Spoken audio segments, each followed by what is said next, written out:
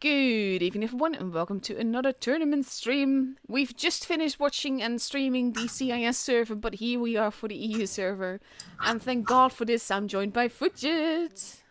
Hello! Yeah, you're cutting that one a bit sharp. Oh God, the It was stress was brilliant. real.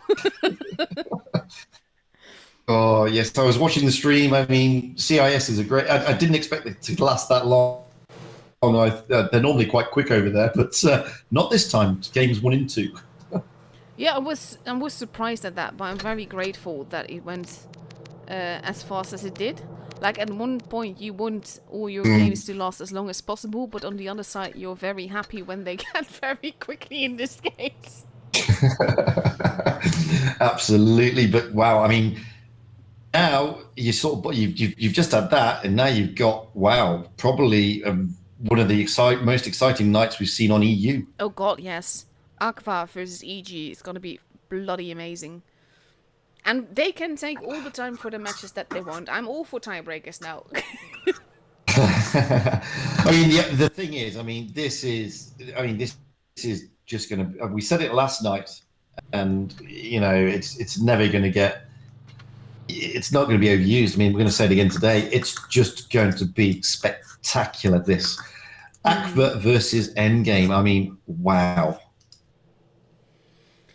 Yeah, and Aqua, it's a very new team, but at the same time, they have so many known players that have played this for years and years. So it can go every which way. But the thing is, I mean, like we said yesterday, I mean, Zerd, Yemet Hedgehog, by the way, keeps changing his name.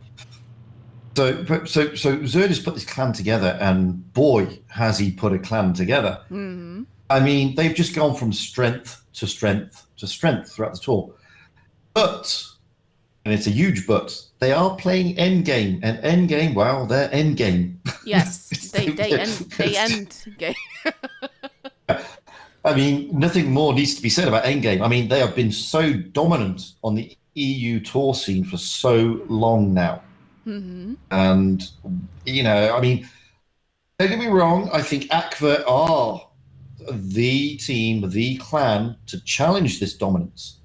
But wow, Endgame is still Endgame, and they're still a fantastic team with an amazing play style and a bunch of guys who have played so well together for so long. That is their strength, I believe. With EG, they're a very steady team. There's not much changing amongst them. At the same time, Aqua's strength, aside from the players themselves, of course, is the fact that Zerd is so good at intuitive calling. And that makes, basically, it pulls magic out of the rest that you didn't know was possible.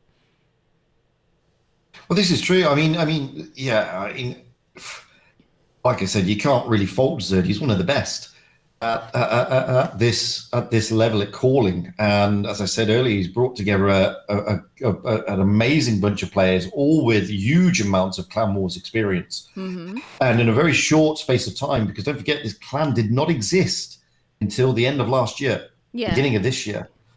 So in a very short space of time, not only has he brought together 7 amazing players, but he's 9, 10 really, but he's also brought them to gel to play as a team, which is not an easy thing to do. I mean, you could go out and get 7 pro players, but to get them to then play as a team, to then get into the top 2 at the moment, I mean, wow. I mean, that's one heck of an achievement in such a short space of time. Exactly. That's why I'm very eager for this match. And as much as I adore Kana as well, I do think that this will be the same matchup that we'll see in the grand finals, based on what we've seen so far of these teams. Unfortunately, I have to sort of not disagree with you there. I mean, I think this is going to be the grand final matchup. No disrespect to Kana. I love Kana. I think they've got a fantastic team. Absolutely. And what we saw last night was just class. I mean, the way they played last night was just absolutely beautiful. Yes. And we know they can do that. Is that going to be enough, though, against the likes of Aqua or EG? And that's exactly that's the separation. And at the moment, for a long time, there's been a gap. Okay, Legion were kind of closing that gap on Endgame. But there has been a gap with all the other clans chasing endgame. Now, Aqua are kind of closing that gap, and they've almost got it to that point. But I think the gap below these two is still pretty big, to be honest with you. And that's no disrespect to the other clans, because they're fantastic. I mean, they're all deserving to be there in their own right. They're all amazing players. I mean, don't think, oh, you know, this player for Kana's got worse players than Aqua or Endgame. They haven't. I'm not saying that. They've all got amazing players, but it's just the way they gel together.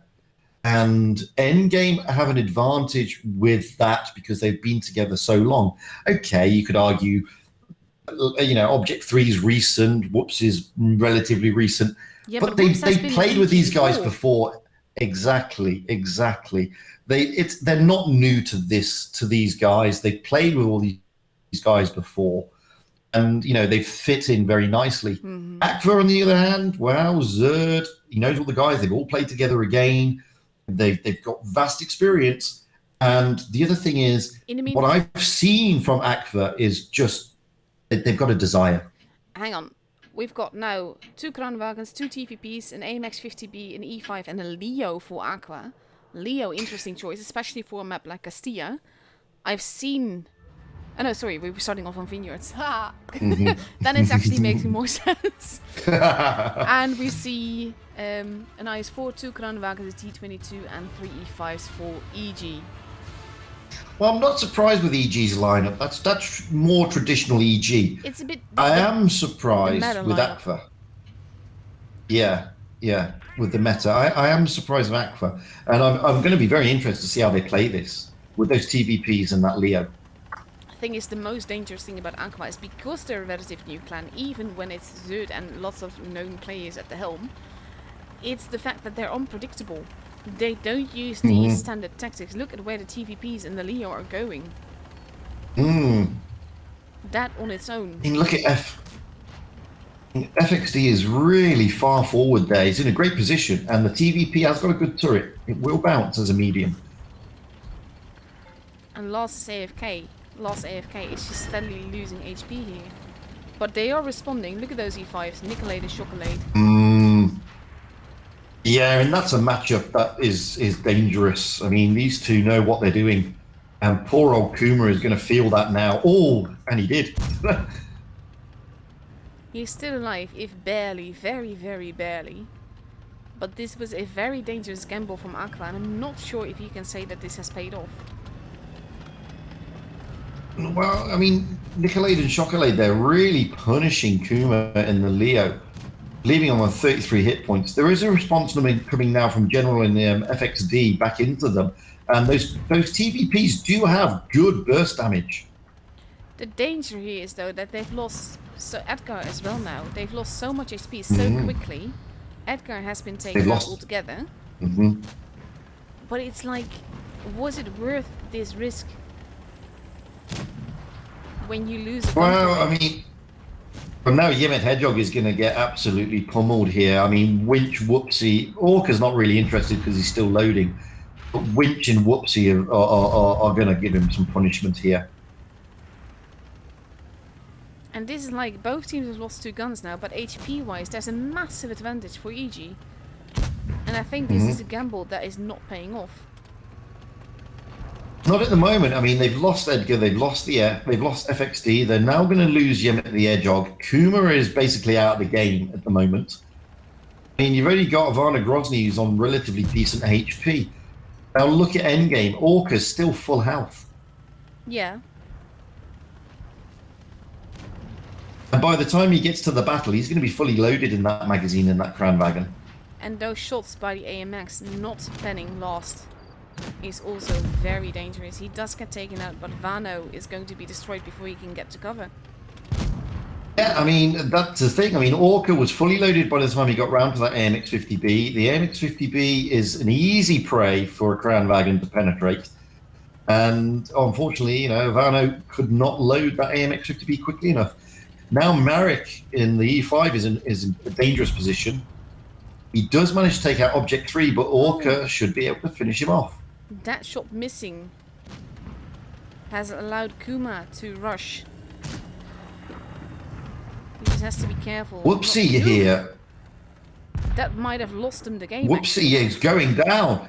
That may have lost them the game. Orca, however, I mean, they're all, apart from General, Marek and Kuma are one-shots. Orca is fully HP. Well, no, he was HP fully loaded. Marek's down. The only danger now is General, but the thing is, General is in a TVP with almost 1,200 burst damage. He's fully loaded now. This will be a base game. If Orca goes after base A, which is pretty much his only chance, it means that they are going to take base C, because there's no way that he can uncap that in time. They're going to win this on points because they're still alive. And they are, because they're gonna get a lot of points. I mean, okay, Orca's gonna get B, but he's not gonna be able to catch the points up. There's 100 points difference. And they are in very, very mobile mediums. They just need to run around the map and just hide. Orca has been spotted crossing over. General needs to be careful. He's deciding to not be there. It will be very tricky though. I mean, they should still have this unless Orca decides to go to base C, which he's not. He's kind of expecting someone to arrive. Ooh, Kuma has to be careful. He got spotted. Orca's doing the right. Spotted. Orca's doing the right. Oh, he misses. Orca's doing the right thing. He's covering both A and B, knowing that they're going to split. And Kuma could be in trouble here if Orca has he still got his boost. I don't think he has. General's going to get into the A cap. They're going to get this. They're going to get this, but barely. Just because Kuma's hiding behind the rock and is unspotted. That's the only reason that they're winning this. But look at how close, though. This is why I love the server. And yeah, I did not think they'd get it. No, I mean, you know, fair play and big kudos to Akva. You know, we thought that maybe that it was an overreaching strat. But I think there was a bit of a mistake made on EG there that sort of brought Akva back into the game, to be honest. Yeah, and that's actually that one shot that Whoopsie took that missed the E5, that missed Marek, I believe it was, that then got taken out by Orca. But that specific shot, that allowed them to rush Whoops. Then the second shot missed, and that sealed the deal. Yeah, and that's the thing, and that's why this game can change literally on a penny, and it does, because you know Endgame had control of that. We saw they had control of that, and just one shot changes it. Yeah. Oh, let's ready up before I forget that. So this is like I said, this is why I love EU. They're fantastic to watch, don't get me wrong. Every server has their merits, but they're known for their aggression and all. And this was just very clever gameplay. In this case, it worked against EG for minor mistakes that they made. And that allowed Akva to take control. But the irony there is, Kuma was on 33 hit points for almost 99% of that game. Yeah, yeah, and he survived and won them the game. Yeah. I think, actually, I was afraid that he died for going after base B, but I think there was a conscious decision so that, whatchamacallit, I can't think of words, so that they could also drive into base A. And because Orca had to go back in order to try and kill Kuma, that is literally also what won them the game. Absolutely, I mean... his hand. Yeah, they did. Ooh, we see a Batchat arriving now as well. Kuma no longer in the Leo. But the TVPs are still being played, so clearly they think they like it. Clearly they like this new meta at the moment on this map. Just want to call out though, this is exactly the reason why I think it's a horrible decision for Wargaming to release an update mid-tournament season that has a tank line in it. Yeah, I don't disagree with that, and it's not like they don't do it regularly. Because they do. But it's like, I mean, I get it if you do it during the qualifications, but they literally did this during the championship, and that I think is a very, very bad call. Whoopsie losing HP, Akva again aggressively but cleverly.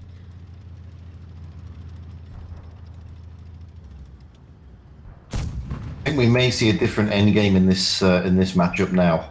They'll be playing a bit more careful. You can see the HP that is bleeding now. Yeah. From Aqua. Yeah, and this is an endgame now, playing this more sensibly, more restrained, more collectively, and they're just trying to bleed Aqua. Which they're doing a pretty good job of, to be honest. After now arriving, Aqua is pushing in the middle. Or you know, Winch and Nico here are just bleeding Yemet Hedgehog. Yeah, but look at where Edgar is. He's playing so aggressively, but so far it is working out for them. Last's AFK is almost out on the other side, though. I'm going to quickly go. Yes, he is. But unfortunately, Winch is also almost out. So, I think, yep, Chocolade's going to have to help out down there. They've lost 3 tanks, That's almost AFK. 4 tanks already. Oh, that's a good move by last AFK. Just managing to... Yeah. He is going to go down to Kuma, though. But Kuma goes down to Whoopsie. Yeah, now it's only General, though. This is like... This and he's on his long reload. Clever by EG. Yeah. Because they expected the aggressiveness from Aqua. And they were ready for it. Oh, yeah. Oh, absolutely. This was a completely different game. Completely different game. And a completely different approach from endgame to the first game. And sometimes it makes me wonder, do they do this on purpose, like they do on the RU server sometimes? Just test their opponent and then know what their opponent's weaknesses are and what their potential rotations are going to be. Yeah. And Endgame do this a few times. And sometimes I wonder if it's their strat to sort of go out and play aggressively and slightly differently in the first game just to see. I think the very first game, yes. I think the other games, they will always play to win, but they will also always use it to learn. Yes. I think this is the thing. I mean, but fair play to Aqua. I mean, they played the first game spectacularly in the end. That game, wow, that was a completely different game, and that was more dominance by Endgame there rather than Aqua. And I think Aqua need to go back and rethink, you know, don't get too overexcited with beating Endgame in the first game. And I know Yemet Hedgehog and the lads won't be doing that, but they just need to start playing Endgame again at their game, not Endgame's game. I think that's the main difference here between the teams. Zerd, Yemet, is known to think out of the box, and in this case, he's bringing up tactics that aren't expected, whereas EG is a counter clan. I mean, they don't need to always counter. I mean, they're EG, but you can see it exactly. These 2 games were a perfect example of that. Yeah, and this is the thing. And I'm expecting Aqua to learn from what they've just faced and come back with a different methodology for this next game. I think they will. Lineups already are pretty different right now. We see AMXs, Kranwagens, Mouse and TVPs, some T22s and E5s. Again, each is sticking to a more conventional lineup for this season, with Aqua thinking more out of the box. Taking 4 autoloaders is a big I was about to say, yeah, it's a lot of clippers. There's a lot of clippers there. But we've seen yesterday what they can do with it. Yesterday? The day before, I don't remember. And anyway, the matches on main rooms, Aqua was rotating their clippers, and it was fantastic to watch. Yeah, maybe Edgar didn't get the memo about taking a clipper.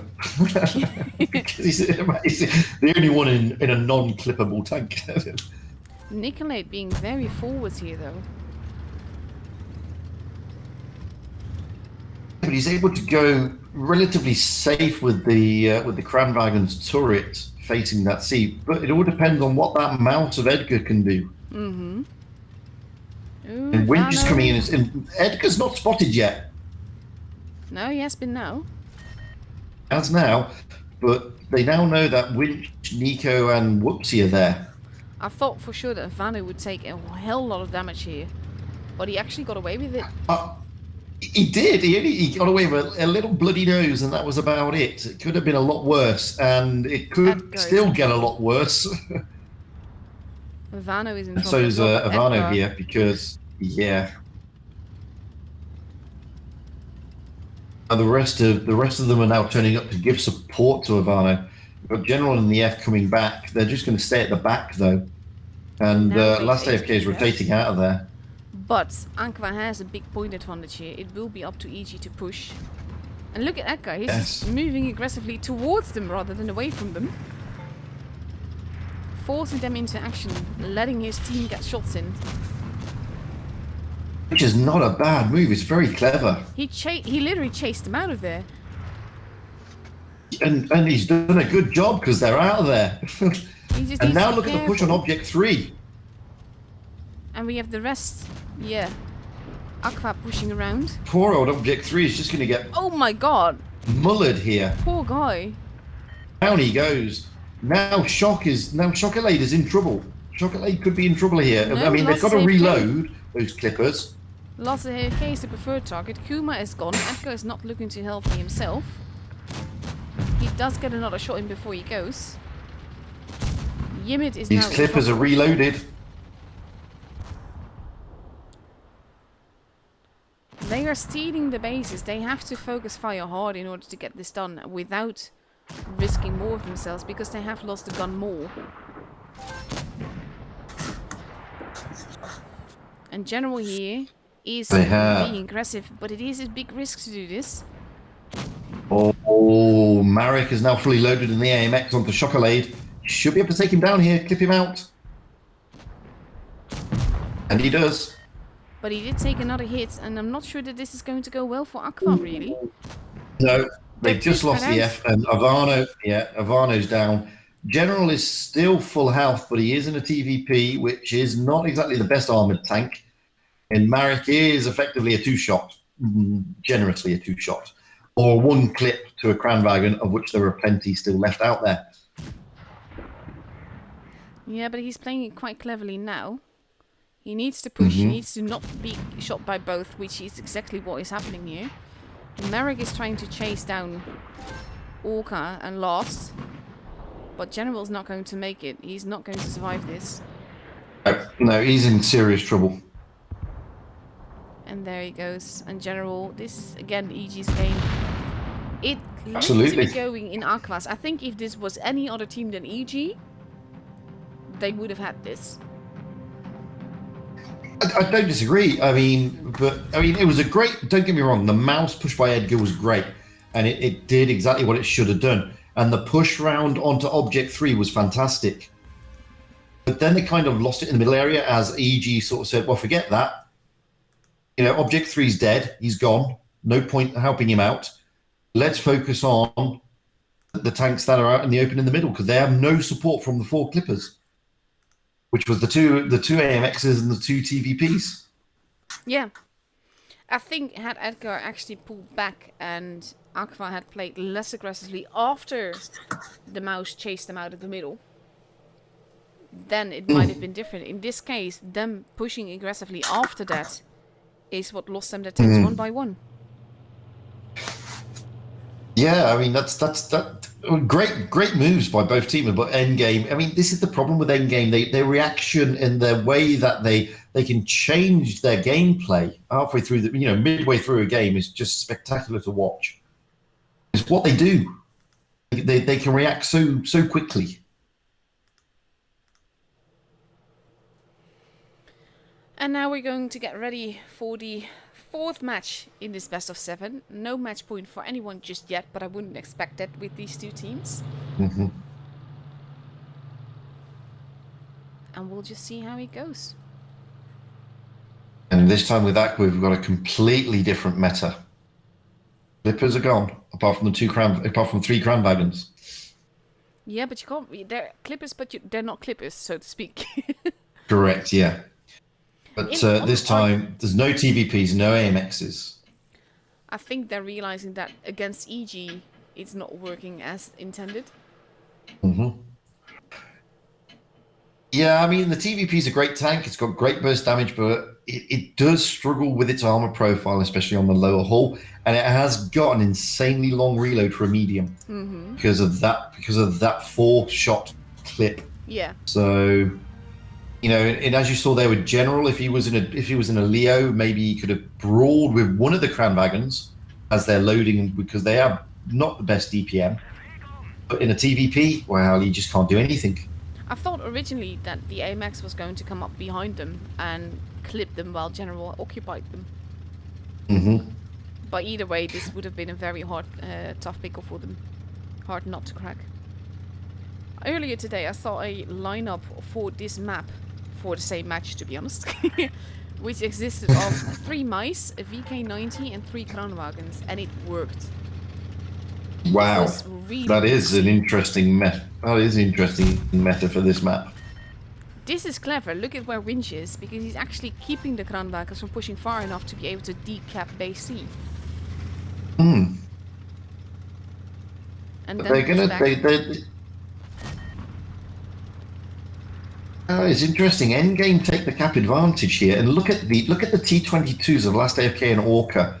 Yeah, they're going to push, and they're going to push hard. So unless Aqua decides to push hard back, we have Edgar now. Edgar's realised, he's realised that danger, and he has General just behind him, and he does realise the danger. But that's now 2 tanks, and you've got a Mouse and a Kranwagen now out of the action.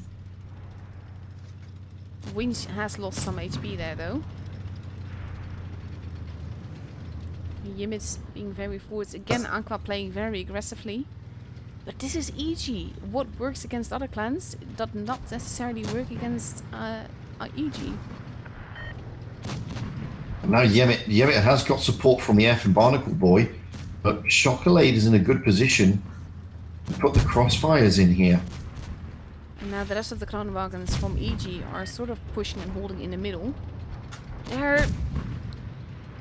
They're losing a lot of HP here, which I don't think was absolutely necessary. And they've decided to push Object 3 instead now. Yeah, Edgar is rather than go through that middle area. Winch is the first one gone, but Edgar is going to be... Yeah, there he goes. Merrick is taken out. EG very systematically taking out people and leaving 1 or 2 of their tanks to take the hits on the other side. I mean, Object 3 there, I mean, he lasted longer than expected. Considering he had 3 tanks on him, and that's given Endgame the opportunity to rotate their tanks round and focus Yemit Hedgehog.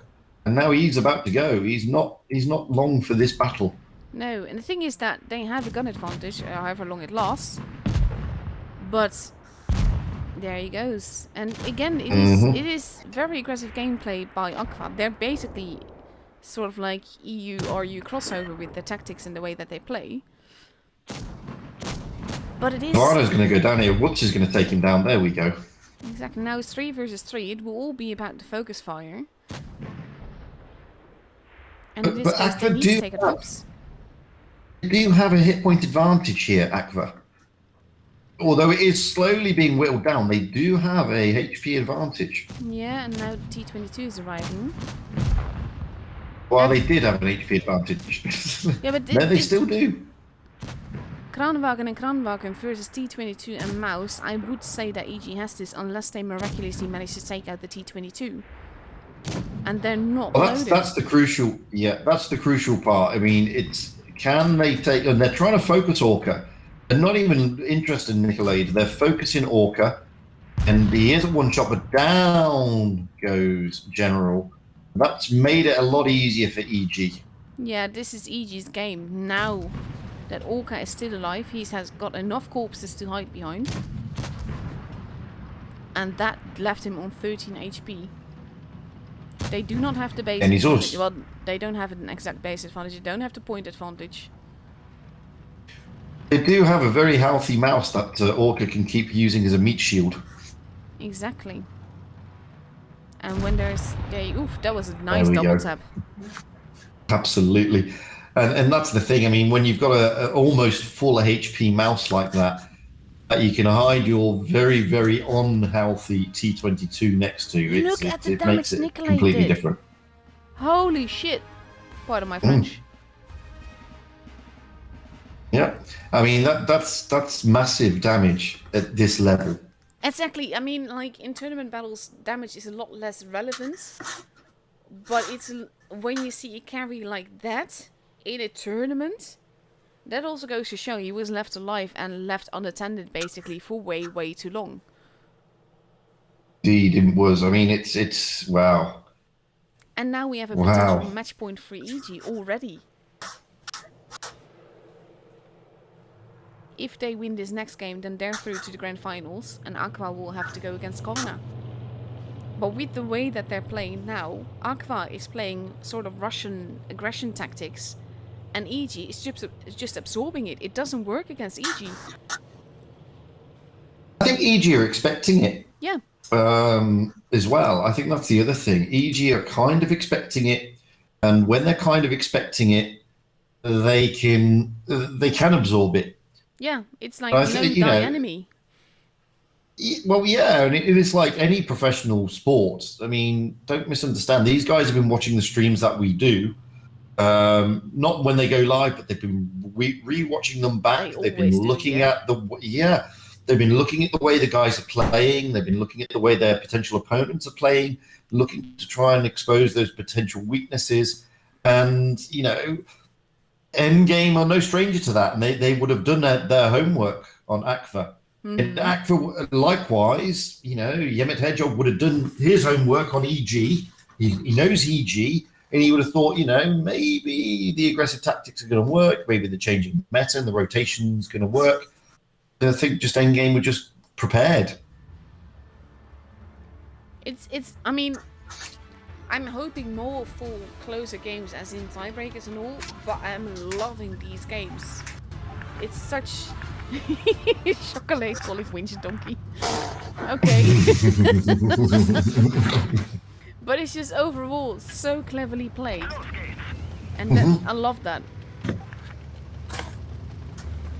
Oh my god, whoopsie. Come on. Do remember you are on stream and you can still catch up for that or worse. Yes, focusing entirely on the base A side. I think they're hoping to catch someone unawares. I don't think EG is stupid enough to let that happen. Well, the thing is, I mean, Aqua, I think Aqua, I can't remember who it was now. Aqua against one of the clans, they did catch somebody unawares going across, and I think it was Kana in the PYS, and they absolutely wrecked 2 tanks going across that gap. Mm-hmm. But as you said, Endgame are a bit wiser than that, and Winch is a lot wiser, and he's not doing that. No, we just understood that he's a donkey, so he's a very clever donkey. Yes. Well, we actually have a saying that in the Netherlands about a donkey doesn't hit his head on the same rock twice. And that actually goes to show that donkeys are very clever. And yeah, they don't have the reputation that they should have, to be honest. Because they are clever animals. The thing is, at the moment, Aqua have got a slight advantage on the base points, which is probably why they're sort of consolidating a little bit, just taking defensive positions, waiting for EG to push them. They're retreating more into EU tactics right now. Yes. This is less Russian aggression and more what they know could work against EG. Because the thing is, the games that we've had so far didn't work against EG. Well, this time, they've been. This is more, as you say, this is more EU tactic, and they've taken. Although Marek has been smacked around a bit there, but so is Orca. But they've taken good defensive positions, knowing that EG have to push them. However, F and Yemet the Hedgehog aren't happy with that. And they want to push last AFK and get the C cap. There we go. Aqua playing aggressively again, but it could potentially work out, assuming that all the shots count. And in this case, I'm not sure it does. But they've taken a better advantage just by being in that base for a little bit. But look at the HP that the F lost. That F lost because of that. Look at the move that Whoopsie and Nicolade are going to move here onto Barnacle Boy. Barnacle Boy stands no chance against this onslaught because they're just rushing him right now. Look at this. And there you go. I mean, he's just being whittled down to nothing. On the other side, we have Edgar versus Winch, but Barnacle Boy is not going to see the end of that fight. And you're right, he's not. And now Endgame have just consolidated their numbers on this side, and they're just trying to bleed them out. Marek is next on the list for Whoopsie and Orca. He's alone. That's the danger here. Yeah. In this case, he pushed in to help Barnacle, and it wasn't going to work. And in this case, he's lost his own life as well. It certainly appears that way. And now Nico's coming round. He's probably going to put the shot into him for the coup de grace. And there No, he goes. doesn't. It was Orca. But now, look at it. Yemet the Edgehog is very low. But so is Last AFK. Last AFK could go, but Chocolate is still very, very healthy. I don't think it's going to be a 7-0. That would be a miracle on its own. At the same time, yeah, no, there goes Winch. But this is definitely a game for EG again. Again, look at the way EG just bring their tanks round and try and get all the guns facing onto one tank, one target, and try to just really put the pressure on the other side. I mean, Ivana there just being absolutely bullied. Exactly. Objectory has gone down. Oof. But this is it. Exactly, it wins against them. Chocolate does get taken out as well. 3 tanks gone from EG in the end, but at the same time, no chance at all for Edgar to take this home. No. And there he goes. Nicolade finishes it off. I mean, I'm still getting over that move from Whoopsie and Nicolade through the middle there, almost unspotted in an E100 in a Crown Wagon. And, you know, poor Barnacle Boy was just completely... That was it. He couldn't really go anywhere else.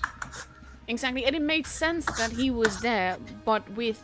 I think in this case, Aqua pushed, EG responded, then when Aqua retreated, they realized they had an advantage there. And then it was just catching the tanks on their own. First you had Barnacle Boy, then you had Marek. And that's 2 guns out of the way already. Yeah, I mean, and this is the thing that, you know, this is the... Oh, excuse me. And this is the thing with Endgame. Their experience and their play together, they almost know instinctively how each other plays. And it's just amazing to watch.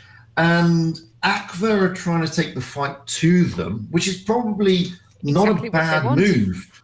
Yeah, but it's Endgame is sat there thinking, well, come on then, take it to us.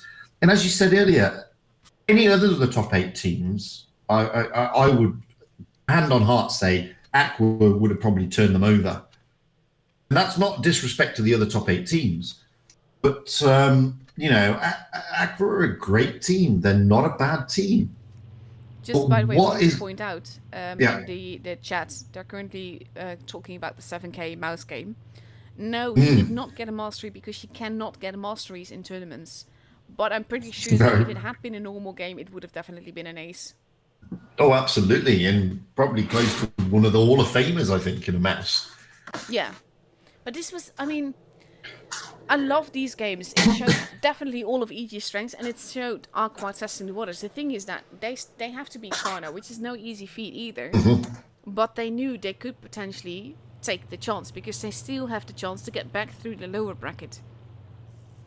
Well, this is the thing. I mean, again, I know a lot of people say no, it never happens, but it has happened on certain tournaments whereby a team has used this final, the upper bracket final, to test the opposition, to see what strats are going to work, what meta is going to work, thinking they've got an easier round in the lower bracket to still get into the grand final. It's a dangerous tactic and it's a dangerous strategy. But teams have done that before. I don't think they will have done that like on purpose, but I think they might have taken a bit more chance because there's still a lower bracket to go through. I think if we see them again in the finals, if they beat Karna, I need to sneeze. Sorry. Did you sneeze and headbutt the mic at the same time? I hit the mic with my elbow. Because I'm like, with the corona world, I'm so used to sneezing in my elbow, you know? But yeah, anyhow, I think if they make it to the grand finals, then they will be a lot more EU and a lot less RU in the way that they play. Yeah, I think that's probably true. I'm going to be interested to see how Aqua now approach the game against Kana. Are they going to be ultra aggressive and utilize a sort of hybrid RU EU strat, or are they going to be less aggressive and more EU orientated? I think that's the interesting part about what we're going to see next against Kana. And I don't know, is Kana going to be prepared for what onslaught? Because normally what happens with Aqua is they get turned over like this, and then they are absolutely massively aggressive against the next clan they meet. And I don't know, are they going to do the same thing, or is Kana going to be ready for that? Are Kana going to try and do their clever strat yesterday? Or it's just so up in the air because the clans are so finely tuned at this level. I also think, by the way, that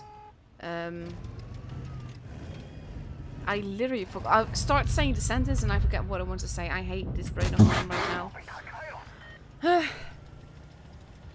With the EU RU thing, that was it. EG and at least Nicolade and a whole bunch of them were in Minsk to battle the other teams, and I really wouldn't be surprised if that's also why they're more aware of how to counter Aqua. Well, that's probably true. I mean, you know, they know, they played a lot of CIS clans. They know a lot of. I mean, obviously the South is from that area, so they have played on the CIS. So they played against the top teams on CIS. They've trained against them as well. I mean, they go out for the big tournaments like we saw with Blitz Cup. They go out in the training rooms against the RU teams. So they are aware of RU strats, and they are aware of. They would have done their homework on how to counter them. You know, exactly. A lot of people turn around and say. Yeah, because a lot of people do turn around and say, oh, you know, RU is so much more aggressive than EU, and EU teams wouldn't cope. Well, that's not strictly true. It's just a different play style that they employ in EU. That's not to say they cannot counter RU aggression or RU strats, because they can. They just choose not to. They just choose to play a different style of game here on EU. Exactly, and I think that hits the nail on its head. And the thing is that with the aggression of the RU server in general, the problem is mainly that it can pull the rug right from under people's feet. And if you're aware of that, and if you can deal with that, then you're good. And you need a team, not necessarily only EG, but you need a team like EG to be able to manage that effectively. Yeah, and this is the thing. And this is the thing.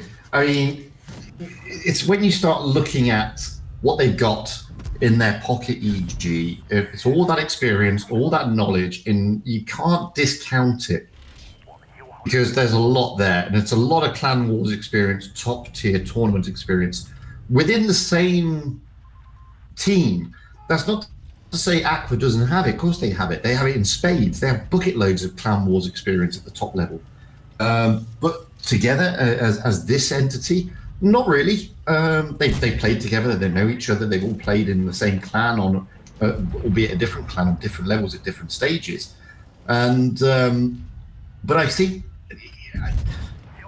I go back to earlier. Zerd is building a team that we will see, maybe not this winter season, but definitely in the spring season, just go from just go from strength to strength. Yeah, absolutely. And they will just build and build. And this is the thing that interests me with Aqua, because this is a clan that is potentially will potentially dominate the EU Tours circuit along with Endgame. That's going to be interesting to see.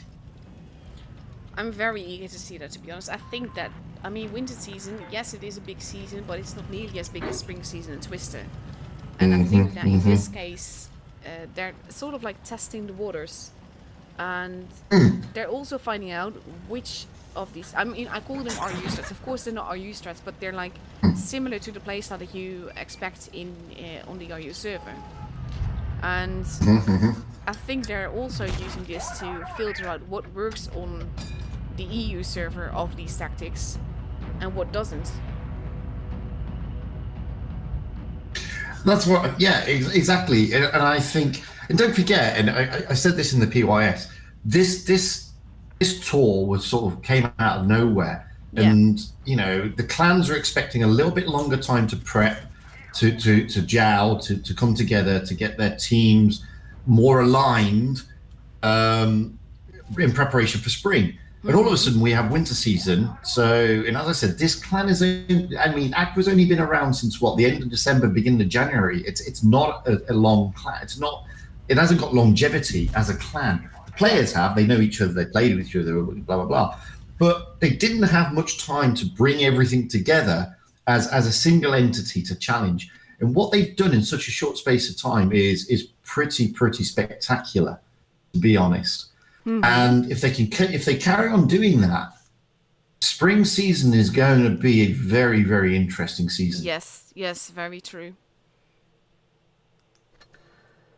Because I think you're right. I mean, maybe, you know, I'm not saying that Aqua haven't got the opportunity to win the winter season. Of course they have.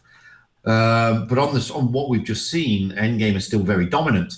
The thing is, Aqua will take away what they learn in this season and employ that to refine themselves ready for spring. And that's crucial. And that's what I'm really looking forward to. Zerd, from the beginning that when I first started streaming tournaments, I was mainly following R2K, so that was Zerd's team as well. And just to see his the way he's evolved from beginning to now. It's like, you know, that lovely meme thing where you see a picture of a head and it gets like more and more mind blown and epic. It's kind of like that. It's just like he's gotten so far. He's gotten so clever at this. In the meantime, absolutely. And this is the thing. Replay, by the way, now. Oh, well, there we go. And this is the thing. I mean, it's going to be, as I said, I'm not saying that Aqua have no chance of winning winter. Of course they do. But Endgame are so strong still. But even if they don't win, another format that will work against EG. That's the thing. Even if they don't win this winter season, we'll go away and they will say, right, now we know what EG are like at this upper stage. We know what they're like in the prelims and the PYSs. Now we've got to find a way to crack them at the top level in the Pro Tour. Exactly. And that's what they'll work on, probably, and try and get some kind of strat that will really dent EG.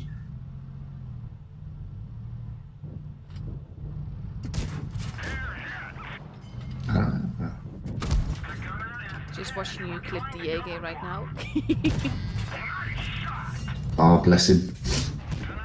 Hey, what, that TVP's got some clip damage. If you can land those shots, and if you get yourself in a position of safety for when that reload is coming, then boy, you know you can do some harm in that tank. It's not for the faint-hearted though. I must admit, it's not, because the reload is long and the armor is not that great. It's a lot like I was talking to as well. It's when it works, yeah, it really works. And I was talking earlier with one of a couple of the guys from my clan, like Jory, mostly Jory, and I liken the play style, not the play style, I liken the TVP to a similar type of tank as the FV4 202. Whereas if you can get it to work, it's beautiful. It's amazing. But if you put it in the wrong place, then you're going back to the garage sooner than you expected. And it's the similar in a lot of respects to the FV 202. That's actually. Wouldn't say it's. Yeah. That's how I've sort of likened it at the moment, and I haven't played lots of games in it. Well, I've played enough to say yes, okay. For me, it's like the FV. When it works, it's beautiful, it's amazing, it's awesome. But when it goes wrong, you're back in the garage in wooing why you ever took the tank out to begin with. You're right. It's the same as the Tier 9. The Tier 9 is similar. I love the Tier 9. The Tier 9 is fantastic. I can't call it overpowered because it's really not. But I've had a game yesterday, I believe it was, where I got 1550 base XP and it was a second class. I'm gonna show that as well, by the way. Oh, so you should. I mean, second class. Wow. It's just like in any normal situation, if the tank hadn't just been released, that would have been an ace. Yeah, it would have been. It would have been in the game that I was in with the TVP. I was tuning up with Apex Predator, and I think he'd already got 6 aces in the TVP by the time that we tuned up. Wow. And I think he's now got 15 aces in the thing. But he's loving it. He's thinking it's the best. Yeah, he's thinking it's the best tank ever. You will it's love not broken. You will hate it. It's not broken. It is not broken in any way, shape, or form. It's just like when it fits your playstyle, you can work it beautifully.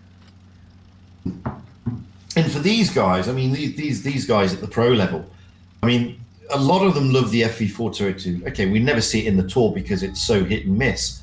But at randoms, I know a lot of the pro players who love that tank because of what it can do. It's got great mobility. It's got 0 armor. It's got great mobility, and that Hesht gun is just wow. Mm-hmm.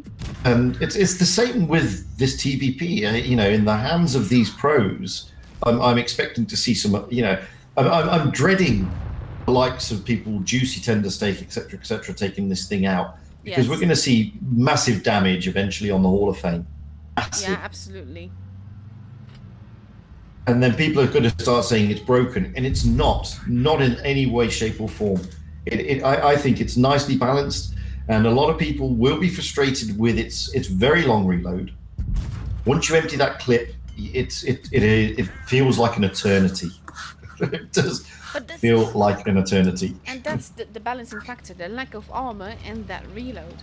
But it's like I kind of had the same thing with the AMX Defender. My friend in school used to have a t-shirt that said, "This is a bulletproof vest as long as I'm not getting shot at." And that kind of works really well for this tank as well. Yes, it does. Yeah, I totally agree with that. I mean, it's as I've said, I'm not. I was going to do a review on it, but I haven't had time because of the streams. I was going to say it's not for the faint-hearted, and I was speaking to Irma Bex, one of the other CCs. He agrees. I mean, it's a lovely tank, and it's technically challenging in some respects. And it's nice that we've got something along those lines again back into the tech tree. Mm-hmm. Something along the lines of, you've got to think about your positioning, and you've got to remember that very long reload because it's not a auto reloader.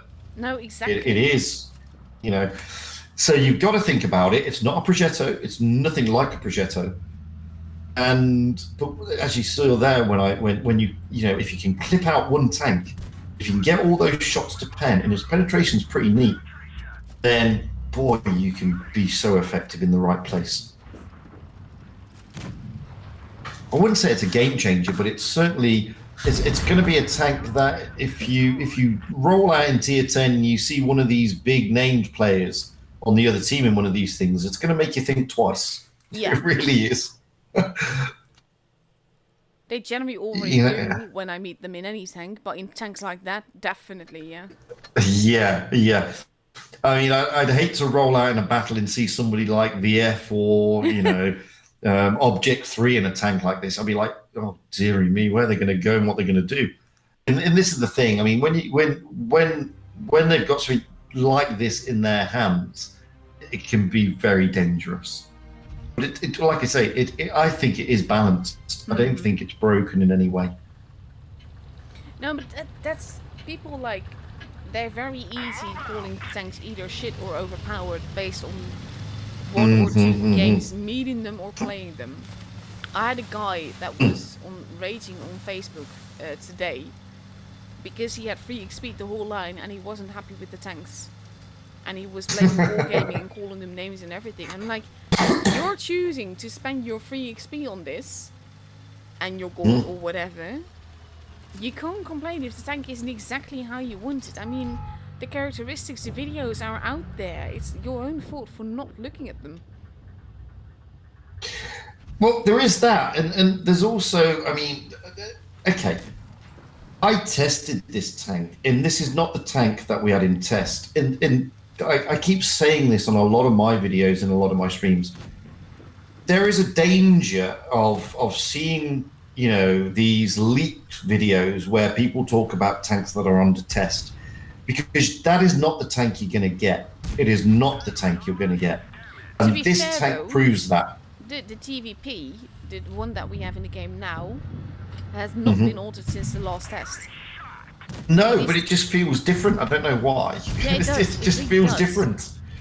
I agree. It does. And you're right. It hasn't been changed, but it just feels different. I don't know what it is.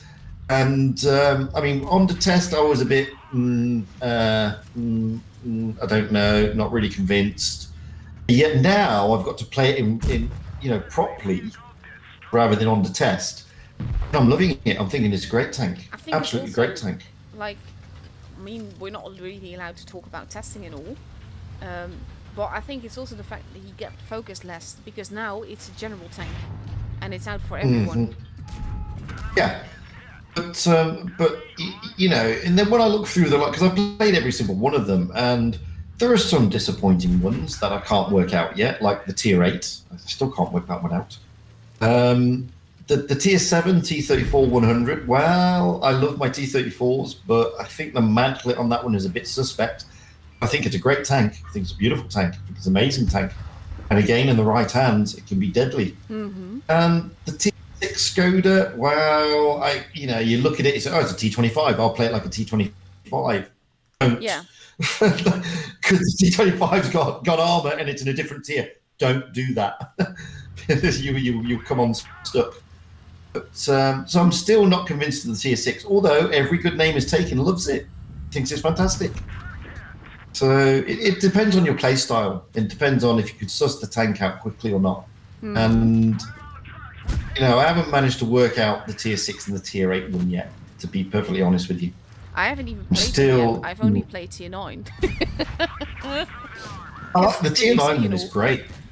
Yeah, the tier 9 one is great. I think it's a lovely little tank, and I think again it's going to be one of those tanks that you get used to it. If it suits your play style and you like those type of mediums, you're going to be very effective and you're going to love it to bits. But if you're an overly aggressive player who likes really getting up close and personal, it's not really going to be the tank for you. No, exactly. You know, think more Leo PTA, and then that's kind of more like the tank you're going to get. Anybody putting a Leo PTI on the front line and wondering why they're back in the garage 2 seconds later, well, it's not the tank for you, really. Simple as that, because you just don't understand it. I mean, the PTA is notoriously difficult to play, I think. It requires, it's one of those... more than I like the tier 10. It's interesting. I mean, a lot of people really hate the PTA, and you know, you see a lot of people saying, "Oh, PTA is the worst tank in tier 9, worst medium, worst ever," and it's one of those finesse tanks that you've got to be careful. You've got to nurture it. You've got to give it a little bit of TLC, and if you stick it on the front line, don't expect to stay there much longer. You know, it's got no armor, but it has got a great gun and it has got good mobility. And there's a reason for that. And if you wanna think you can brawl in it, then more fool you. I mean, it's just the way it's going to be. And this tier 9 is similar to that. Yeah. It's a similar methodology and a mentality. You cannot go rushing around the battlefield like a crazy thing. No, exactly. And brawl with things. Yeah. But a lot of people forget that, and a lot of people complain because if a tank isn't OP, it must be bad. Absolutely, and it doesn't work that way. It doesn't work. Yeah, you're right. I mean, people think it's either OP or it's rubbish. The thing And is actually, also no, that it's most of the it's testers, not. myself very much excluded, are pretty OP players. So they will have met this tank in tests and think it can do X or Y, and then they get the tanks themselves, and it's nothing of the sort. Yeah, I mean, it's like when you're doing reviews for videos on any tank, you try to play them a little bit much more aggressively, so you can show when you're doing your review, you can sort of say to people what it can do, what it can't do, and I tried to do that with some of these tanks. You just can't do it. You just can't do it. You've got to wait for the opportune moment, and I like tanks like that because it makes you think about the game sort of a couple of steps before you get there. That's the exact same reason why I always play Supremacy. I like having the thinking game more than shooting game, so to speak. Yeah, and that's the thing. I mean, these tanks, these kind of tanks, the Leo PTAs, the Leo ones, the FV4202s, and these new Czech mediums are those type of tank. I think they're the tanks that you've got to think a couple of steps ahead, and you've got to know what your exit strategy is before you go there. Because if you don't, that's exactly why they suit me. I think, my kind of. Because if you don't know your exit strategy, it's going to hurt. Yes, it really is going to hurt. Very true. And a lot of people will struggle in them, and a lot of people will turn around and say they're rubbish. And then again, a lot of people will do superbly in them and think they're broken. Yeah. it's just craziness. I mean, it's there's like this some tank tanks now. that are stronger than others. I'm thinking of the Smasher and the Annihilator in this case, but at the same time, it's basically 80% player and 20% tank. If a tank suits your playstyle, you will do absolutely beautifully in it. If it doesn't suit your playstyle, then you will get absolutely hammered.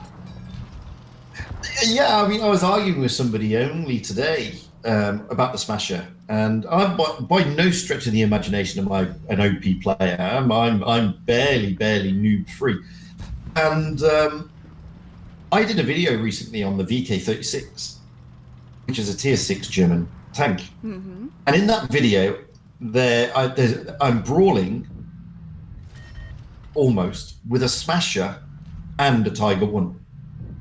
Both tiers higher than me. And the Smasher, as everybody says, is broken, it's OP, it's whatever. I bounce every single shot. He hits me 3 times, the Smasher, and I bounce all 3 shots, and I kill him outright. But that's exactly what I mean. That's the point I'm trying to make as well. Yeah, it's not generally just about the tank. It's not.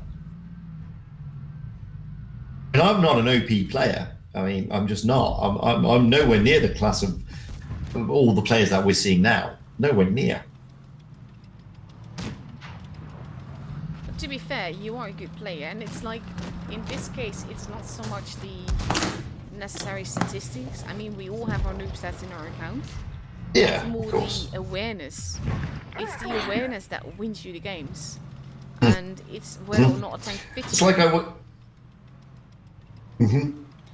I once said in one stream, if I gave a Smasher to one of the worst players in the game, everybody would think it needed to be buffed.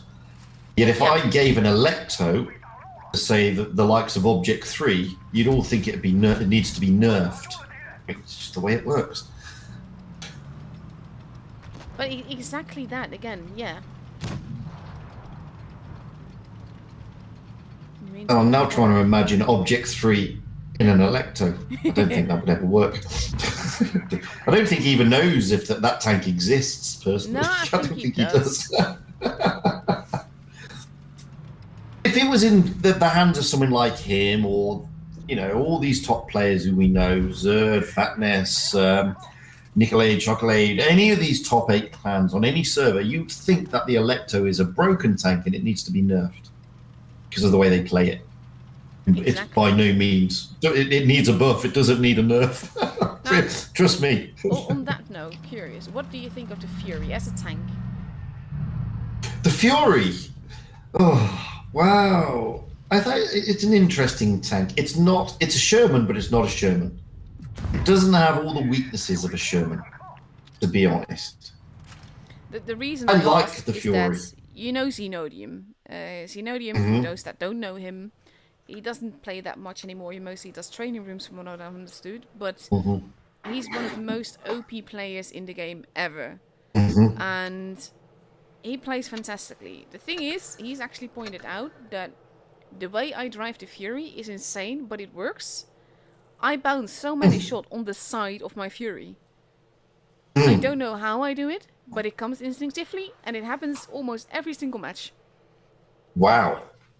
I mean, I like the Fury. Yeah, don't get me wrong. That's what I mean. But if random person X was driving that tank, it wouldn't happen. No, that is true. That's, for me, I've been called hacker and cheater and everything in that tank, which is like basically proof that you're doing it right. But yeah, it is, to be fair.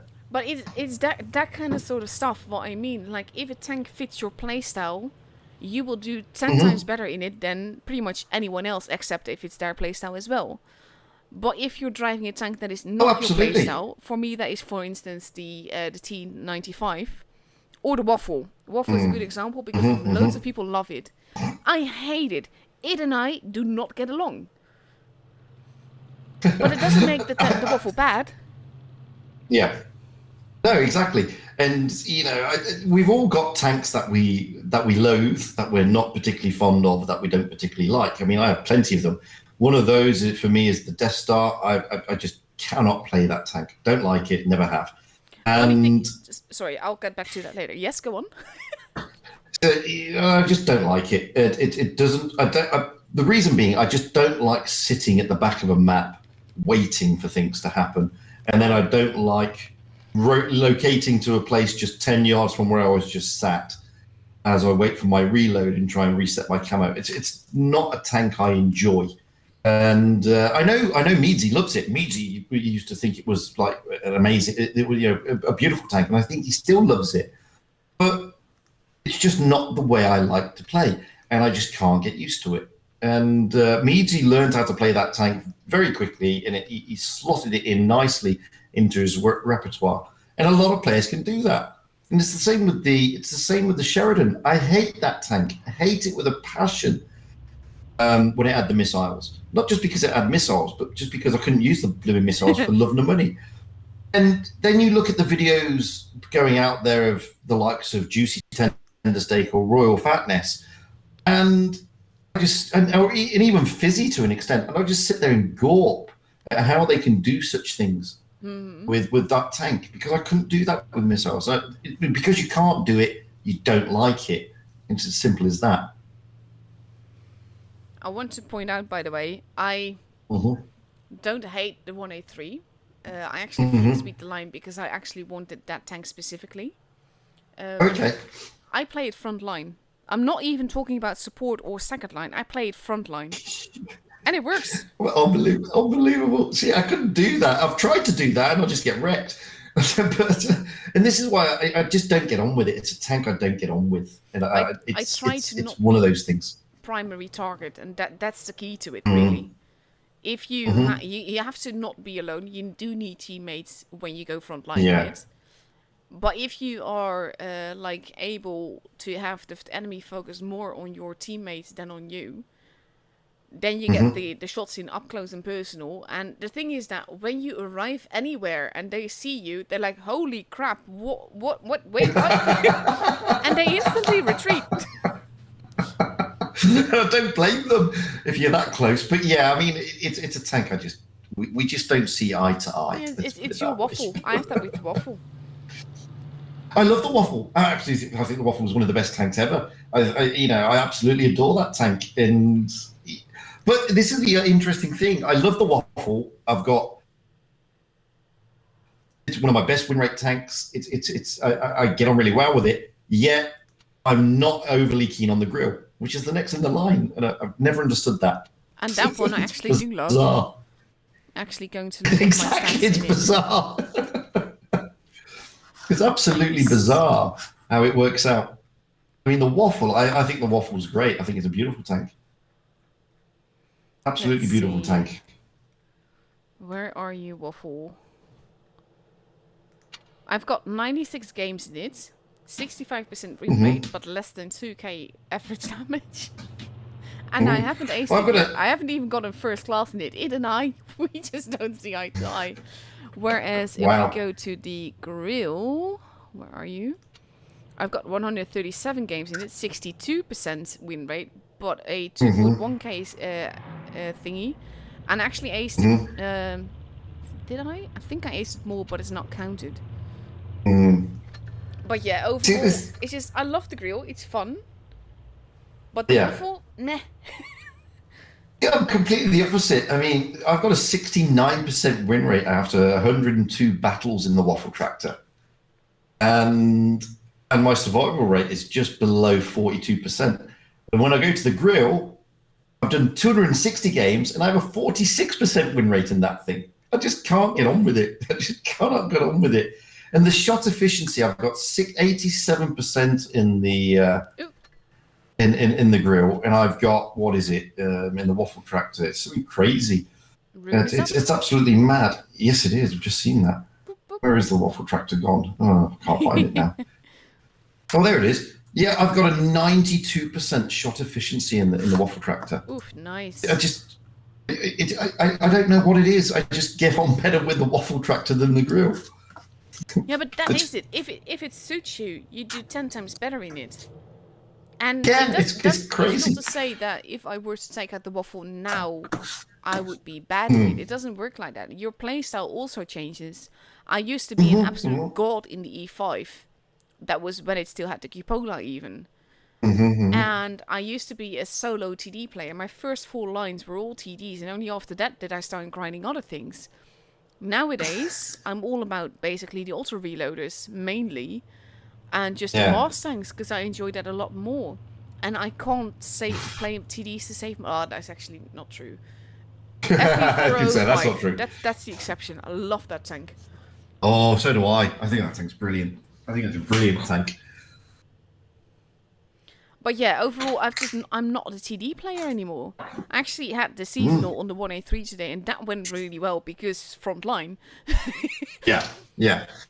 But it's kind of like the exception. I mean, I don't like camping at the back, so I'm going very forwards in my tanks, and people are scared of the 1A3. The thing is that with potato players, I mean, if I were meeting a known player, I could never go front line. But if you meet the random potato in the game, they don't take into account that once you've shot, you have to reload. So they will skip back away. Yeah. That is true. Yeah, it's strange how it works out. I like you said, I mean, I love the FE4005. I think it's a great tank. Fantastic tank. But again, it's not for the faint-hearted, because there's, a well-timed HE round into that turret can really hurt. Oh, God. Really hurt. That's one of the tanks I think I've aced pretty much most of my tier 10s. Let me actually have a quick look, because I'm curious. Because this is a tank I play it relatively often, especially when I have a TD mission. I will play it like instantly. Let's see, 405, 101 games, 58 games. In the beginning, I could not win in this tank. 2543 average damage, which is one of my highest ever in the game. I only got 4 aces and 6 first classes in it, but it feels like I had way more. It's actually quite funny, because it's just, I enjoy it so much. It's just so much fun to drive. Yeah, it is. I think it's great. And a lot of people don't like it, but I think it's a fantastic tank. Fantastic tank. But it has to suit you. You have to take into account that is giant. Like, for instance, I realized fairly recently that on Himmelsdorf you cannot go base A in the FE405, because you are so tall that you're actually going above the train tracks that are there, and they can hit your head above it. Yeah, they can. They can really hurt you. But yeah, anyhow, we're up for Aqua versus Kana. Are you excited yet? On camps. Well, I was until I saw it was on Camp Stiller. So no, of course I'm excited. Of course I'm excited, despite the fact we're looking forward. This map. Yeah, 5 minutes of camping, 2 minutes of mayhem. But I don't think we're going to get that today. I don't think we're going to get that with these teams. Well, I hope we're not going to get that. Not, I don't think. Not with Aqua, I think. No, I don't think not with Aqua. So yeah, I'm looking forward to this. I'm looking forward to see how Aqua are going to turn this around, bounce it back against what we saw against Endgame. And I am interested. I mean, Kana have also got a great team with a lot of experienced clan war players, yes. including and coffee on the ground is Gaseo Jones. Yes. So the Joneses, all three of them are there. We actually figured that out yesterday after the stream for those that are watching, because we were actually commenting on the fact that Gaseo was missing, but then he tagged me on Discord, and it's like he was talking as if he was there. So I was like, "Who are you then?" Because obviously his name isn't there, but coffee on the ground is Gaseo. Mm-hmm. And here we go, AMX 50Bs, Kranwagens E5 Vickers, and another TVP for Aqua. That is not a camping strat. Meta, that is not. But on neither side though, at the same time, I have seen games where the AMX 50Bs camp. That's true, that is true. And it is of course Camp Stiller. That's actually the best name for it ever. Thank you for that. It is. Yeah, it is Camp Stiller, unfortunately. But look at the mobility of this TVP. The F has got there so quickly. Mm-hmm. And he actually makes that push up as well. Yeah. He's got there incredibly quickly. And now he's going to get into a great position to spot all of those coming across. There's Romeo and Addicted. He doesn't see Romeo, but that's only because he was in the water. But he already knows that he's not alone, which is enough of a tell.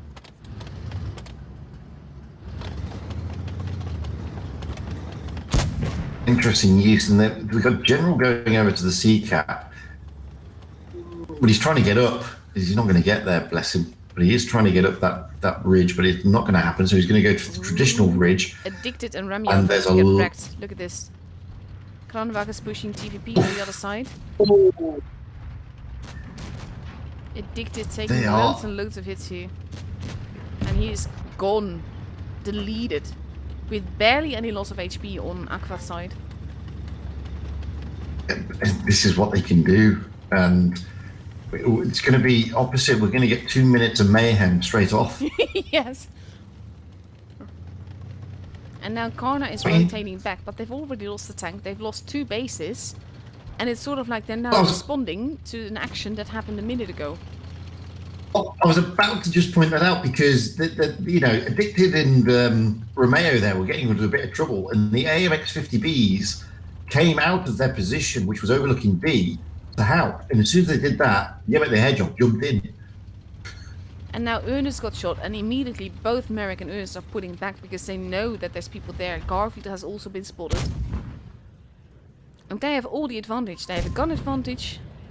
Mm-hmm. They have bases advantage, I should even say. All they need to do is wait and see what Corner does. Well, it's not just that, they've got the hit point advantage as well now. I mean, they've got everything. Bases, hit points, guns. Yeah. And, everything is now in Kana's hands. They've got to move, they've got to push, they've got to kill tanks. And at the moment, with the way Aqua are positioning their tanks, I don't think that is going to be that easy. And that's the thing, they're in a very tough pickle here. And now Aqua is rotating around. Base C has been completely abandoned. Mm-hmm. And I wouldn't be surprised if they're going to get that as well soon. But right now, with Romeo being where he is, I think they're hoping General is getting some shots in. Well, well, that's the thing. I mean, General's not going to move from there because, there you go. And now he knows they're there. He's going to drop into C. And he does. Ooh, Mermaid Man. Lost a lot of HP there. They didn't even cap base A. They're getting base C as well. They're nearing 800 points. Unless Karna does an incredibly aggressive push that basically ends in a lot of ammo racks. This is not going to go well for them. Oh, Karna are doing that push. Fully loaded Keepers. Oof. They're trying to get tram wagons in the TVP down. And Kuma is just arriving from behind, taking out Gasser there. And now going to take out Ramio. Ooh, not quite, but nearly. And there we go, 1k points already. Houses. In this case, Karna had literally no option. Their only option was a very aggressive push, and even then they would have literally needed magic ammo racks for it to work. Yeah. Yeah, I mean, and you know, this is more like the Karna that I've been seeing, where they really pile the pressure on their opposition. And in that game there, they had everything in a very short space of time. And poor Karna there really had no response to it, other than what they did. That's the thing. They did what they did and got punished. That's the thing. They didn't even make any mistakes. It's just Aqua outthought them and thus outplayed them. Yeah. And, you know, really good stuff. That, I mean, I'm so impressed with how FXD, it used to be the F, that's the reason why I called him the F, got that TVP to that position so quickly. I mean, yeah, that's Vickers' mobility, almost. Yeah, exactly. And that is a huge advantage, especially when you've got the ability to clip somebody for 1200. That's big. That's big. And then just the way that those two Kranwagens just focused fired and just deleted the tank all on their own. Well, almost all on their own. And that's the thing. The only thing that would have won Karna the game if they had gone to different positions in the beginning of the game. And that wasn't a fault of theirs. Because they were going to good positions. Aqua just played aggressively and it really worked out for them. Yeah, I mean, and this is the thing, and this is the danger with Aqua. They can do that, and it is a danger against, you know, when you're playing against Aqua. I mean, you see some of the. Oh, you cut off there. Aqua just able to outthink and turn them over, and Karna is not a bad clan. It's a great clan. My game closed itself just now. That's not good. Hopefully it's opened again. Yeah, it's opening now. And I was ready, so I should get into the game. But you talk about what's happening now. Well, this time we've got, Aqua, I mean, Aqua brought in another TVP, so General is teaming up with the F in a TVP. Kuma's now in a Vickers. Marek and Marek's in E5, 2 Grand Wagons and an IS4. But when we go over and look at Karna, wow. AMX-50B doubled up here, Vention and Flankio. 2 Kranwagens, 2 E5s and a Vickers. So they're looking to sort of turn this around and put a bit more pressure onto Aqua. But the thing is, the way Aqua are playing, I mean, you can see here now, look at those TVPs, they're rushing towards that B cap. And you can't see the TVPs, you can now because she's back. But that's the thing, you have Coffee on the ground there. Kuma from North has taken a very forward position here. Again, Aqua playing very, very aggressively, but not going for base A at all. Marek and you can see here, I was about to say, you can see here that Karna are doing a sort of traditional Camp Stiller affair, although they have got the 250Bs just hanging back, which is dangerous for anybody like Marek, who's climbing up that hill, because Mermaid Man is going to spot Marek eventually. And then we've got the TVPs rotating in, but all the action at the moment is on the other side of the map. And the thing is, Ernest and Ivano got taken quite a few hits there, but it tells them exactly where the E5s are. which is why the TVPs aren't pushing as aggressively over into their A Kappa area as one would expect. They are now. They are dropping their speed boosts. Yeah, but that's tricky because the rest of them are now there as well, and those TVPs could be in real trouble there. They're not actually going into base A though, and that saved them here. They're not.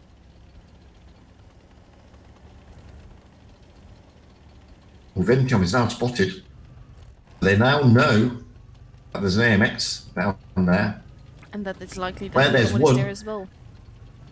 Absolutely. Just about to say that. Where there's one, another one is generally with it. But that's the thing. He's still there. He's still not getting shot at. But immediately when he gets spotted, he pulls back, which is a good move. But neither team has a base cap right now. Well, this is more traditional campster tactics. 5 minutes of jostling. 5 minutes of jostling, 2 minutes of mayhem. That's what we're going to get. Is Kuma getting it up there? No, he's not. He gave it a good try.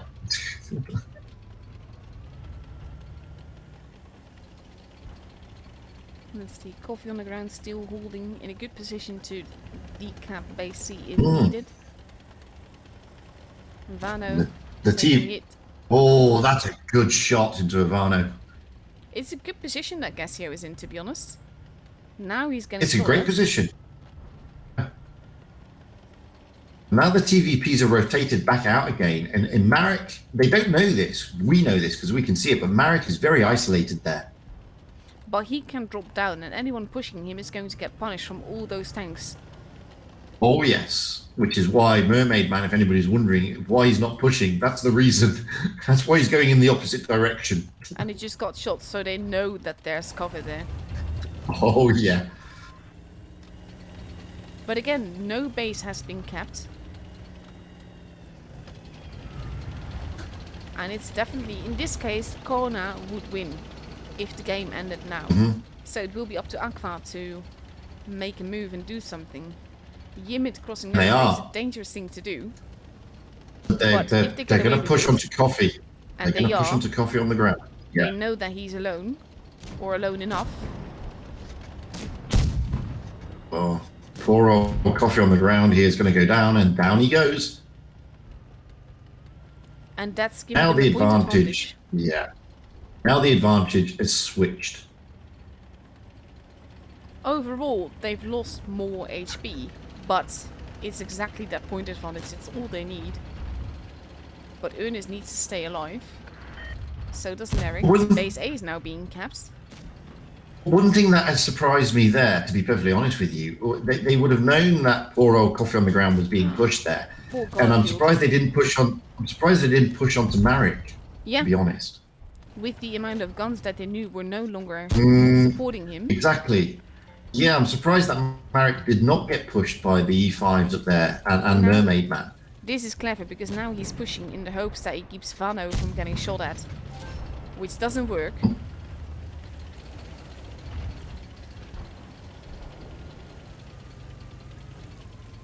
Overall, this is clever gameplay.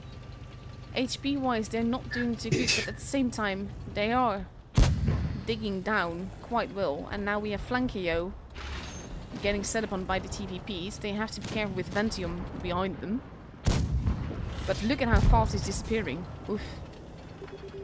Yeah, that's the thing. I mean, General really in trouble. But Ventium now on a long reload. Yeah, but Yimid is also in trouble. trouble. Mermaid Man is coming in to support, which will help him. Yes, he is. Very much so. And so is FXD. I mean, Ventium, if he loads up here, and he has now loaded, he has the potential to clip both these TVPs.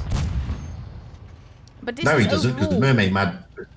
Such a clever gameplay with the way that basically Aqua just went around and steadily but surely just chipped their health away and took them out of the game. They now only have 2 guns left. Yeah. Don't get me wrong, there's a lot of low hit point tanks out there on Aqua's side, but that's not the point. Yeah, that's not the point. I mean, look at that. I mean, wow. It's all about the guns here. If you have the guns, you're going to take it home, because in this case they're so good at focus firing and getting those shots in. So low HP targets are a very big threat. Absolutely, but I'm still surprised that when Coffee on the Ground was being pushed, Marek was sort of left open, and that surprises me. To be Also, honest. I expected. Sorry, one sec. I Just saw expected. something which is very special come into the game. Here, Wraith from the RU server just stepped in, and I just want to say you played absolutely beautifully today. I massively enjoyed those games. Oh, hello, Heather. How you doing? Probably butchering your name, for which I apologize, but still. But yeah, with a 2-0 for Aqua, Koana has a tough job ahead of them, especially since we're now going to Faust, which is a quirky map, and with Aqua playing very quirkily, I think this map would basically suit them and their playstyle right now. I'm going to be interested to see their lineup. What meta they're going to pick this time, and they're going to stick with the F is sticking with the TVP.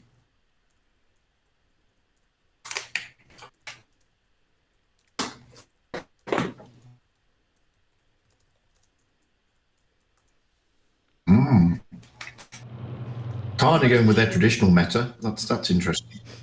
That was a fruit pastel because it's an official stream, so I'm not allowed to do my other vice, unfortunately. Ah, okay.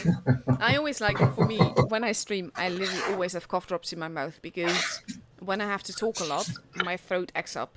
So then I have to cough and everything. There's nothing wrong with me, just like that my throat starts to itch. So it's always like cough drops for the win. Normally, if it was a normal non-official stream, I would be doing something else. But it's an official one, so I can't. But here we go, third game of this best of 7. No match point just yet, but it is looking a little bit tricky for Koana. It is. I mean, Aqua are just playing it collectively. We're not seeing this. Well, we did in the first game a bit of a hybrid EU-RU strat, but in the second game we didn't. But we did see very clever gameplay. Yes. And now Aqua is splitting up a little bit. Koana is pretty much doing the same thing.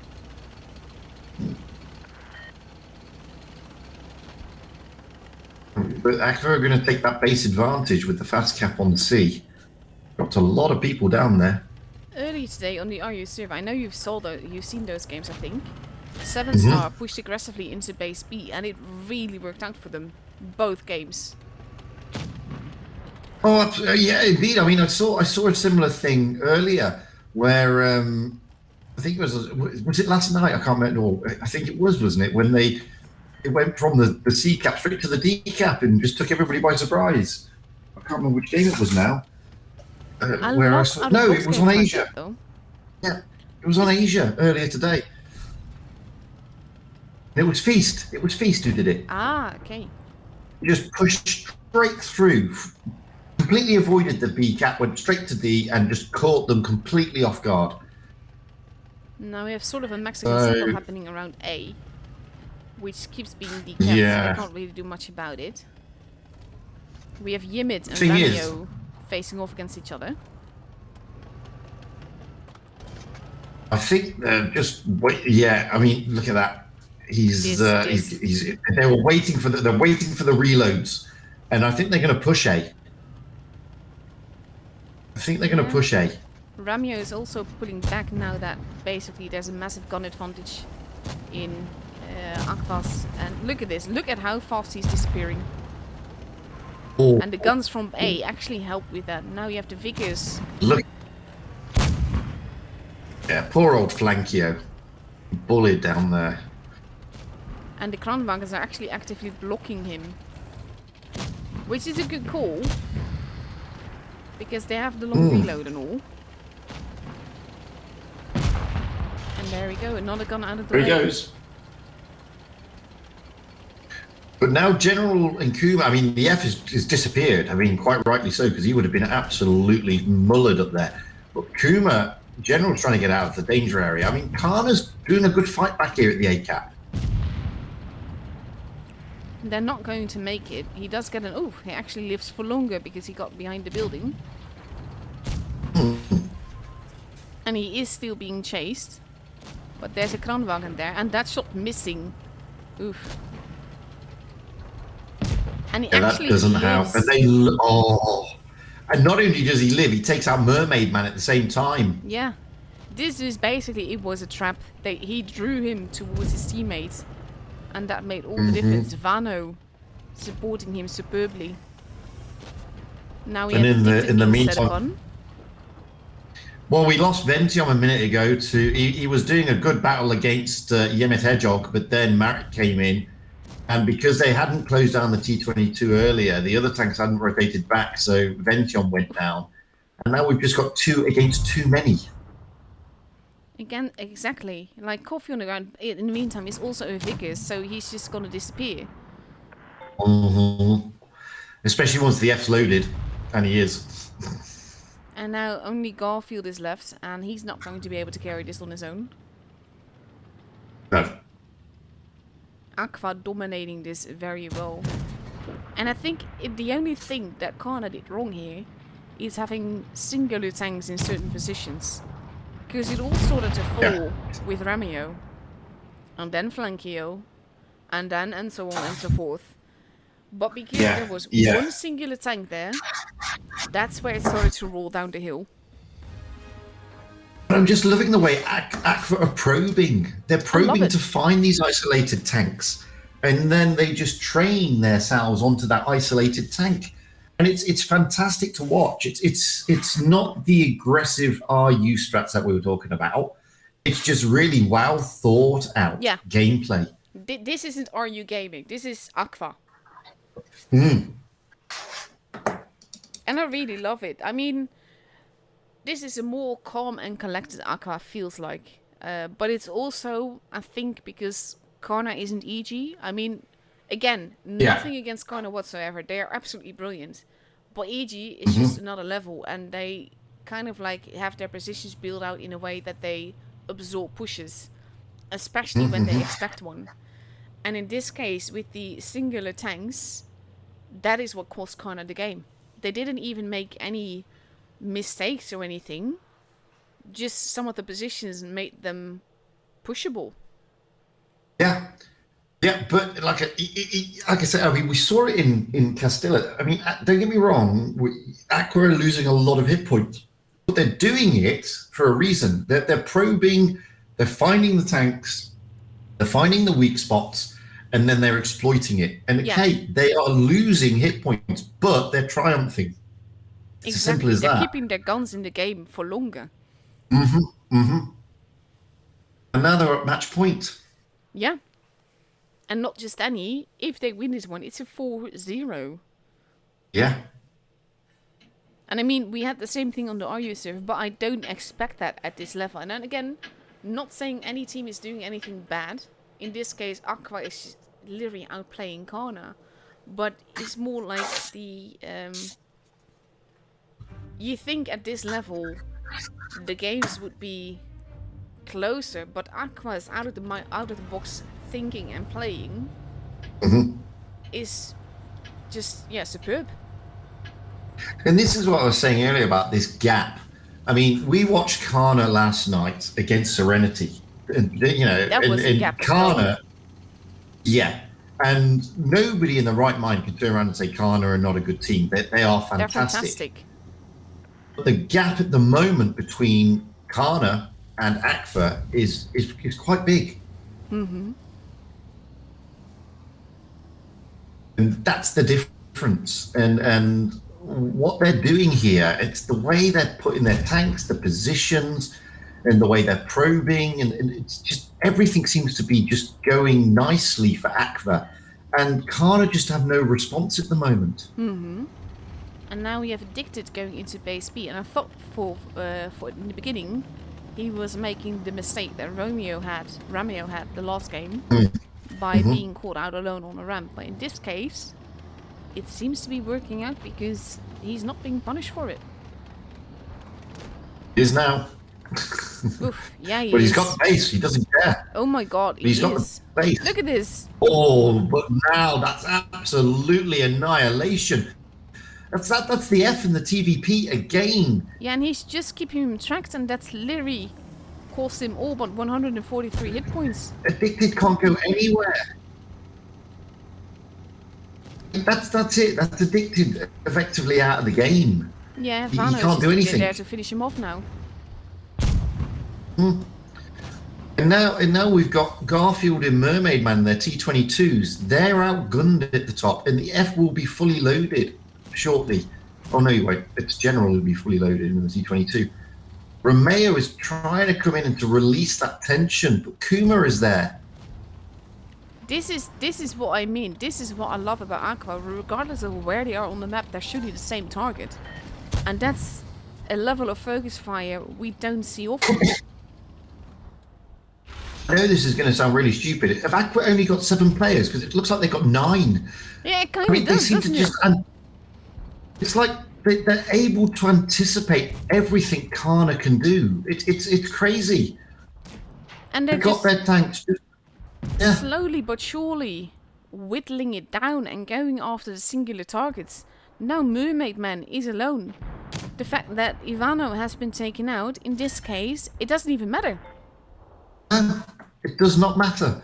And it's unbelievable to watch. I mean, it's like Aqua know exactly what Kana are going to do, and they put their tanks there before Kana even know they're going to do it. Exactly. Marek is now taking out, but Cassio does not have that much HP, and now he's just being set upon, fired from 3 different angles, from 3 completely different positions. And there comes the F again. Ventium's a one-shot anyway over there. And the Cranwagon of Ernest is going to get him. This is like... I mean, oof. This is a whole new level. And I think it's actually brilliant that EG doesn't fall for it that easily, because otherwise, this sounds weird, but that would just like be a walk in the park. Again, not saying that Kana played bad in any way. They played brilliantly. In this case, Aqua is just like you said, it's that gap. For me, the fact that you can be on 3 totally different positions on the map, and you have focus fire on one tank on one specific position, that is saying something. But look at the damage. I mean, Coffee on the ground there, Gaseo Jones did almost 4K in that Cranwagon, which is amazing. And but going down to the bottom of that list, we got Addicted, and it was the tanks of Aqua were just in the right position to absolutely annihilate him. And how did they predict he was going to be? I mean, they saw he went to be, and the F was there, and they were all ready to absolutely slaughter him. And he did. I think they didn't actually know. But from their position at base A, they had the shots, and as he tried to pull back, you saw F was actually shooting HE at the tracks to keep him tracked. Yeah. And it was brilliant, because he literally got just wiped out. And again, he wasn't even in a bad position. His actions were completely logical. He just got punished absolutely brutally for it. It was brutal. I mean, that's the right word. He got punished brutally because it was brutal. Yeah. And it's basically like every single kill in this game you can describe as that. And that's why I just keep wanting to point out, Kana didn't do any mistakes. There were, aside from pretty much, I think the only thing that they might have done wrong in this whole matchup is being too spread out. And that's not even something I can fault them for, because the positions that they went to and the way they were spread out makes sense. Just Aqua. But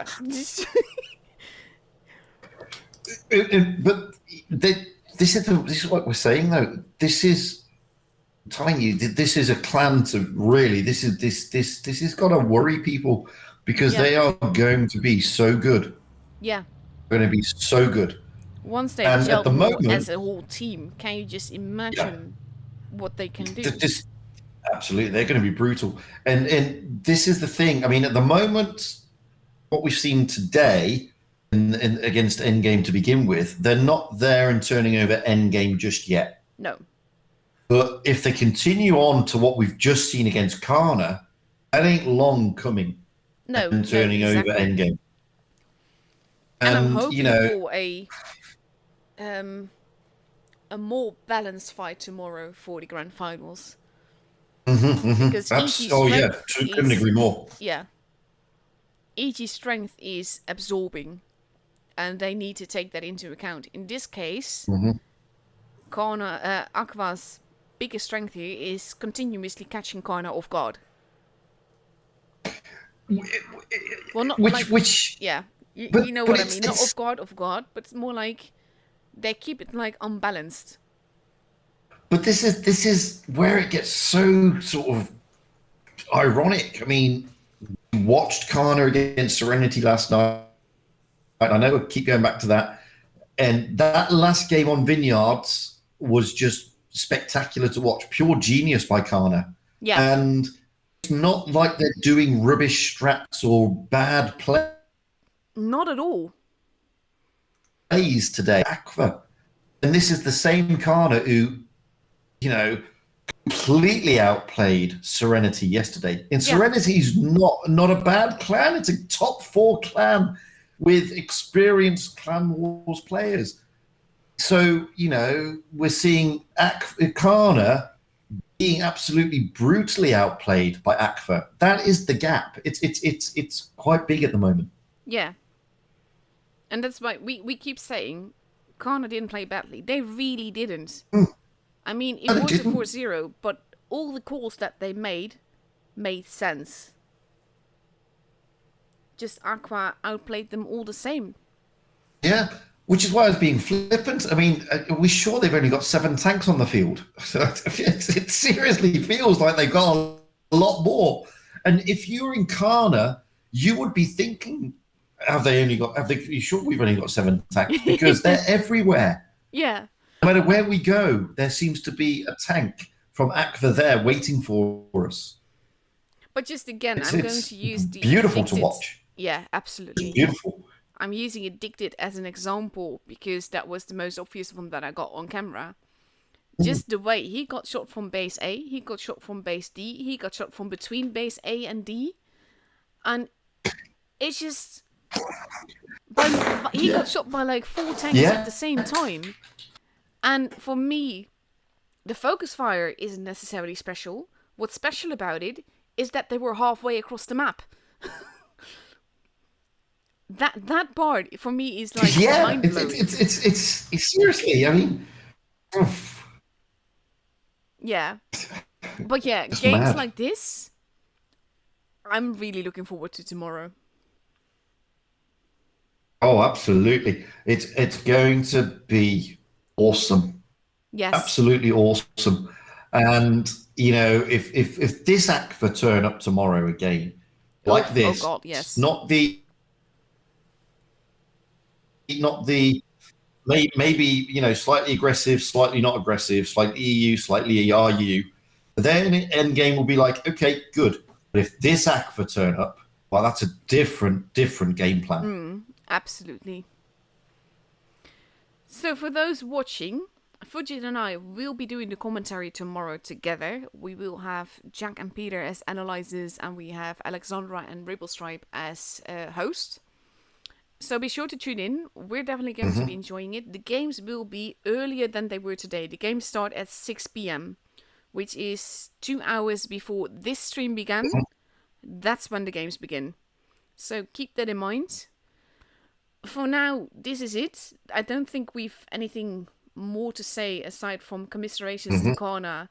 Very well played regardless, because you've done fantastically. Absolutely. And massive congratulations to Aqua, and just wow.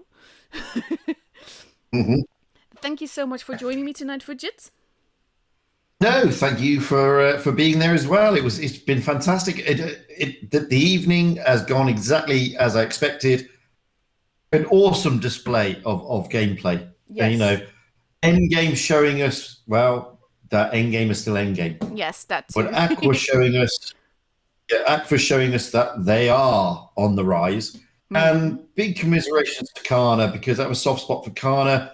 They've played so well, and they were just outplayed. When you look back at it, it looks like that. Oh, Kana's not that great. They're fantastic, They Clan are. guys. No, go up against them, and seriously, they'll show you how fantastic they are. One thing Aqua just show them different. Yeah. One thing we've learned throughout the seasons is that teams either win by the other team playing bad or by them playing good. And in this case, Kana didn't play bad at all. Usually, there's a lot of things that you can point out. Yeah, this is where it went wrong, that is where it went wrong, etc. And nothing of the kind now. They were called out in some positions, but that's not a mistake because it made sense for them to be there. So just it's absolutely. Anyhow, Brilliant. Anyway, yes, thank you very much, and I will say goodbye. Thank you. Goodbye and good night, everyone, and we'll see you all tomorrow. Bye bye.